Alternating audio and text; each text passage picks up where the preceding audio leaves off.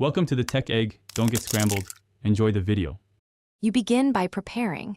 Install Telegram and choose a reliable virtual number service that offers SMS or call verification.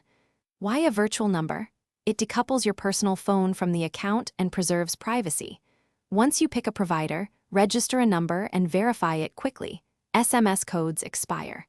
Make sure your email is ready for recovery and note the number in a secure password manager.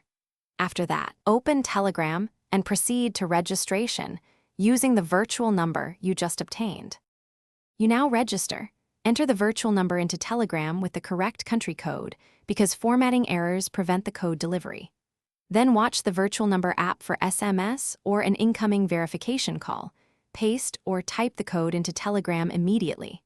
If SMS doesn't arrive, request the voice call. Some services forward calls reliably. Make sure the virtual service supports receiving short codes, otherwise verification will fail. Once Telegram accepts the code, set your display name and enable two-step verification for added security. You finish by securing the account.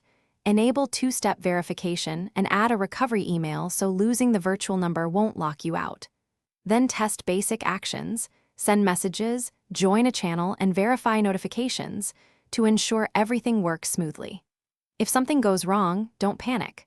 First, confirm the virtual number supports short code verification and is active. If it's blocked, switch to another provider or use a temporary SIM card for initial verification. Then migrate back to your virtual number once Telegram accepts it. Thanks for watching. Consider subscribing if I helped unscramble your problems.